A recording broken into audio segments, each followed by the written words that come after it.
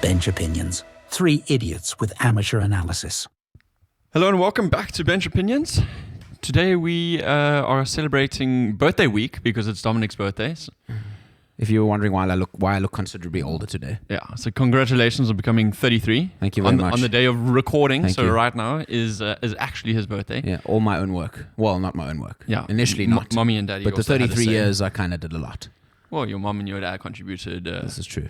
a couple seconds. If it's, yeah. If my dad's anything like me, the apple doesn't fall far from the tree. Yeah. Lovely. Well, this is not what we were actually going to be talking about on the podcast today. Your parents' love life, which is maybe a bit awkward of a conversation for you. We wanted to talk about some rugby, as it's the rugby segment. That's and true. There have been a couple of pundits and talk shows that have been coming out and saying some criticizing the Springboks and criticizing South African rugby, which is not the problem. Like, we criticize all sorts of nations. What I wanted to talk, or what we want to talk about, is the ludicrousy of the statements that are being made, completely baseless. And I think the one that I'd like to start with is the show. New Zealand, Sky New Zealand has a show called The Breakdown. So John Kerwin is on there. A couple of other guys. He wasn't actually in this particular episode that I would like to discuss. But the conversation revolved around Geordie Barrett and Geordie Barrett's involvement in the URC during his sabbatical. You have to have a certain amount of games that you have played for the All Blacks, and then you qualify to go out on a sabbatical for 1 year. And when you come back from that sabbatical, you are eligible to immediately be selected for the All Blacks team.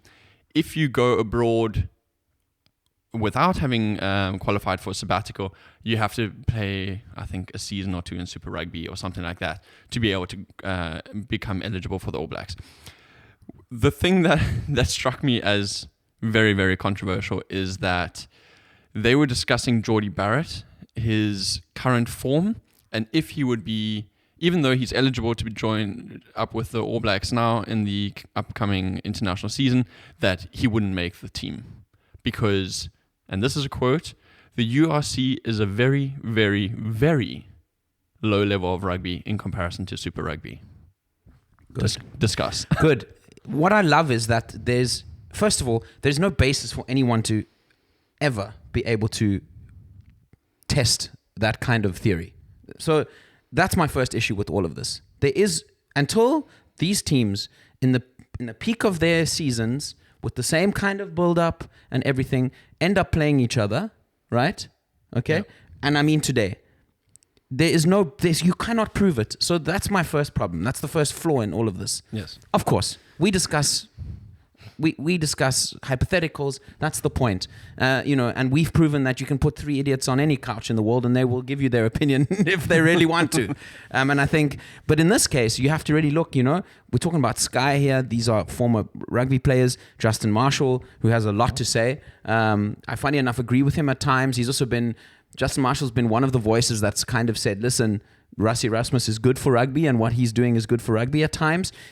He's critical, and so there's a good mix there. So I actually appreciate him, but I think to say that is just you're set up to lose. You're set up to lose because there's no way of actually proving it. And I just think it's, if you look at the world rankings, the players coming out of the URC are right at the top. Yeah. I know they're in the green and gold jerseys or in the green of Ireland or in the blue of France.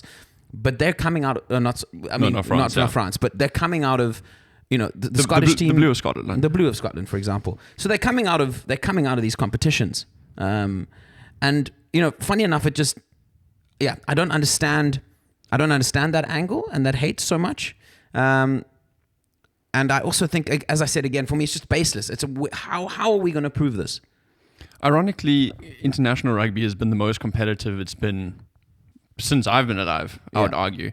Yeah. And from the teams that are in the top 5, 6, I think 4 of them come from the URC. So Ireland, South Africa, Scotland.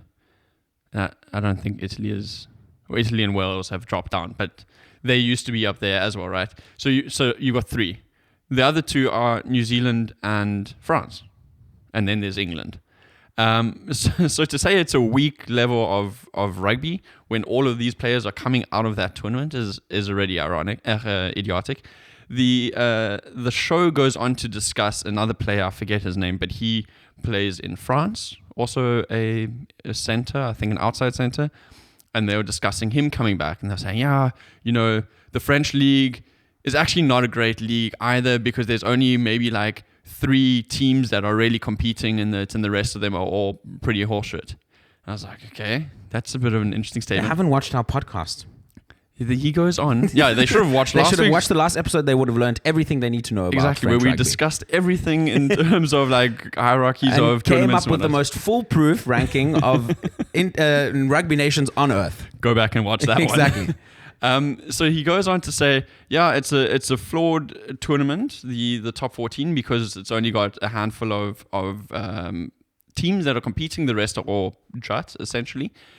And then later on in the episode, they go to discuss Super Rugby and how it's a 2-horse race between the Chiefs and the Crusaders. Yeah, cool. And then let's talk about the Crusaders' dominance in Super Rugby. Okay, but besides that, we can talk about that now. But besides that, do they not understand the flaw in their arguments when they say, it's a 2-horse race, or a handful of teams are good in the top 14, so it's not a important or competitive competition. Then they say the same about their own competition. Yeah, look, I think this is all. I mean, just to come back at the end of the day, I think it's important to remember that opinions are like assholes, and we all have them. Absolutely. And I think these guys are paid. We live in a clickbait culture world, and these guys are paid to kind of say things that are going to get people to listen. So I think there's always the element of that as well, just so that everyone understands that we're not sitting here pulling apart people's opinions, not understanding that we all have them.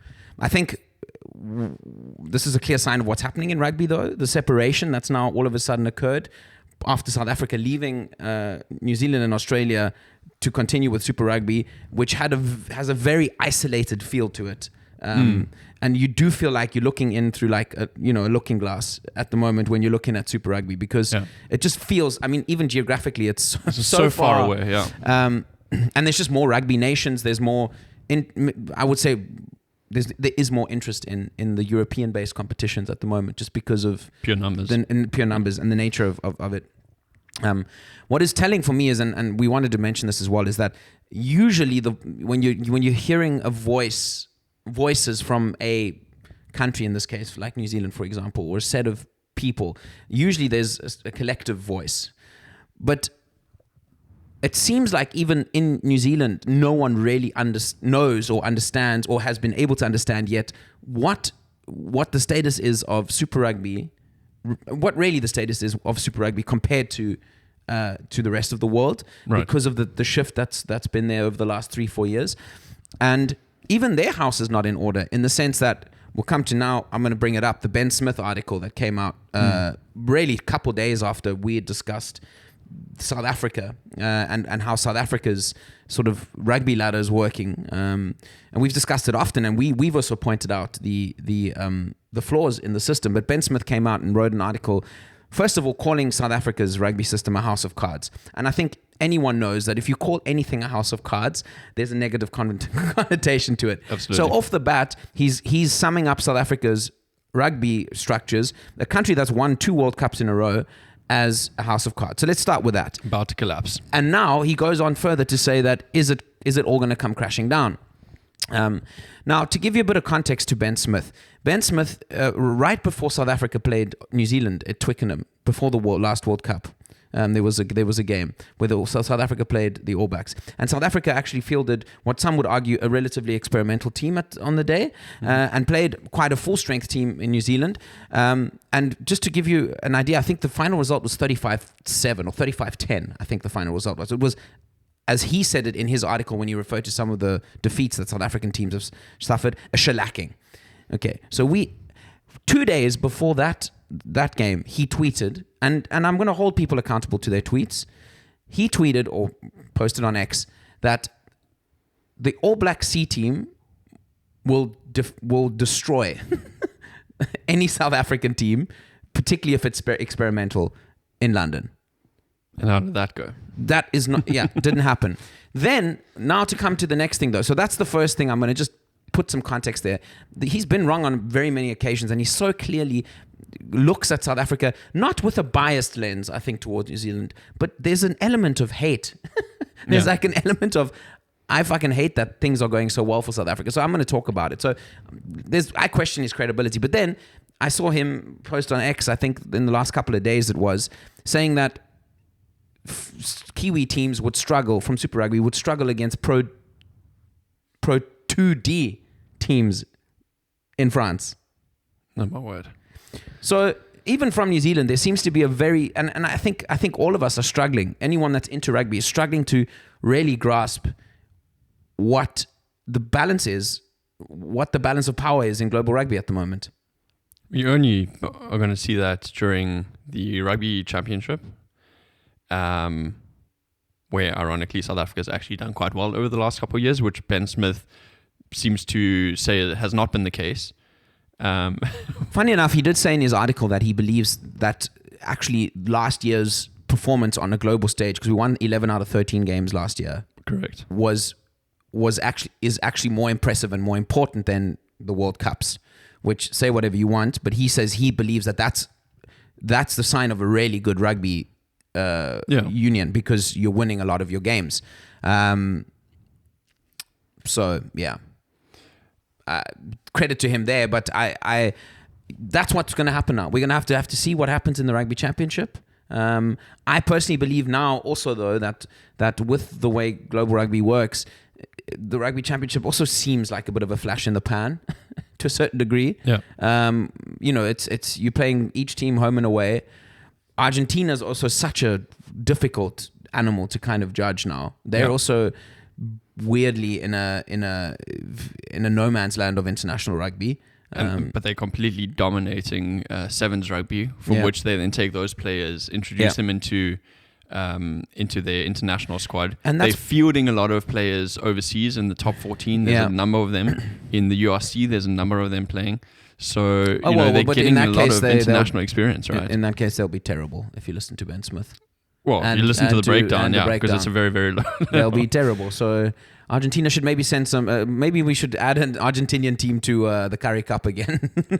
But yeah, it's so difficult to judge, and I think Argentina's always, and hats off to them, they've always had to find funnels, because they just don't have funnels from their own structures. Yeah. It's a massive sport in universities in Argentina, so it's very much a sport of the educated versus the sport of the masses in football. And the next step up has always been difficult for them. They've experimented, over the years with, I think they had a Super Rugby team in the Jaguares. They also fielded for a couple seasons in South Africa's domestic competition, an Argentinian side. So they're always on the lookout for funnels. And what an ingenious way through sevens, although it's a very different sport, at least to give players exposure to top level rugby. New Zealand has always been very strict on their policies with regards to selecting players that play overseas. And, we've just discussed it a little bit, with the likes of TJ Perenara then having gone to somewhere in Japan, and it's the same with Damian McKenzie. For South Africa, it's worked extremely well, fielding or letting players go and then still being eligible to be selected for the Springboks. Do you think New Zealand, with its geographical isolation as well as its competition isolation, needs to start looking at that in terms of getting international experience? Because I'm looking at the likes of a Geordie Barrett going over to Leinster, which is essentially the Irish international team, gaining a lot of insight into the way they play, the mindset, the training structures, bringing that information back to New Zealand, and then being able to sort of come up with game plans to help them compete against a team that they've been struggling against over the last couple of years. They don't seem to think that. I think the time will come eventually where they'll be strong-armed into doing it, I believe, to a certain degree, for two reasons. The one reason is, I think, to remain competitive, they'll have to do it. That's my opinion. I think you'll see all teams, even the English, don't allow foreign players to play for the English team if they're on contract elsewhere. Scotland as well, and they've spoken about this at length, about whether or not they should let it go. And I think all these teams will eventually, I think it'll give at some point. I think as the game becomes more global, I think that'll give. And the second reason I think they will do it, so to remain competitive, I think as well. And the second reason I think is money will talk. And I think players like Geordie Barrett and anyone, Perinara and Mackenzie, let's be honest, they're not going to Japan because they really want to play rugby in Japan. I like the Japanese. I'm sure the culture is amazing. And I think everyone looks for new experiences. But the reason they go is money. Of course. And it's the same reason our players leave South Africa is because of money. Yeah. And I think money talks. And unless New Zealand can find a way to pay their players more, I think they're definitely going to move. And I think the players will eventually, it'll talk. And players will eventually be, maybe they'll always keep a sort of 20 cap. They might maybe lower the cap, the amount of caps you need to have in order to be able to go on a sabbatical or whatever they call it. But because at the end of the day, also I understand New Zealand saying, listen, because we run pretty much all the rugby structures and we enable you to come through the funnel into that first side, it costs a lot of money and a lot of energy, and we want the mutual commitment. So I get that. But I think as soon as the players come through the system, prove themselves on an international level, they should be allowed to go and essentially monetize their careers to the fullest. And that's just not in New Zealand, and it's not in South Africa. And you could argue it's not even in, I mean, the English clubs still pay way too much, or they pay a lot, which hurts a lot of them, I think, because they're not. But they've got caps. They've got caps. But there's two places where that scream to me, and that's France and Japan. Yeah. And I would argue that France and Japan in the last 5 years have done more to grow the game, right, internationally than. And you can see it through the emergence. There's always been a big rugby community in France, but the fact that more people now are watching the French national rugby team than are watching the football team, that is where the benefit is for global rugby. Same thing in Japan. Japan have done massive work to grow the game there. The clubs are well supported, well run, well financed, and that's how you grow global rugby. You know. Now we have an Indian league, Sevens league, that has just opened up. Super interesting, and I think that's how you grow the game, you know. I think that's how you make it work. New Zealand has obviously, with its success over, I mean, a century and a bit, have been sort of the poster child for rugby worldwide. I mean, if you talk to anybody in Germany, they all know about the All Blacks. If you talk to anybody, any American, they only know about the All Blacks because they've just carried that, they've carried the torch essentially. One of the issues that has now arisen, they did a bit of like an interview with some of the fans. One of the issues is that the All Blacks often play some of their international games in Washington or at Twickenham or around the world. But we're talking about friendly games. We're not talking about any sort of tournaments, right? Yeah, just basic test matches essentially. Yeah. The fans at home in New Zealand. Don't you think they are a little bit upset about the fact that they don't even get to see their own team play because they're being sort of paraded all across the world? And then with that, do you think there's a risk of a loss in interest? I think you have to find the balance again. We see similar situations in football. There's been Spanish Cup finals played in Saudi Arabia now, and it's purely because you follow the money. And I think it's no coincidence that there's been equity sold in the All Blacks to the US and to a US firm, and the US firm wants to see returns in the US. I think also with World Rugby giving a World Cup to the United States, they see it as an opportunity, but they also see it as a serious KPI, I'll call it, to make sure that the game grows to a significant level. Interestingly, Rugby League just hosted, a couple of weeks ago, I think 3 or 4 games in a sold-out NFL stadium. Bizarre. It's bizarre to me, but, they're doing work to try and grow the game in the US. One could argue that might even be more entertaining for the US audience. I think so, yeah. But I think you can't have one without the other. It's a chicken and egg scenario. You can't keep your cards close to your chest, hold your players in one place. The game is becoming more global. The world is more globalist than it was 20 years ago.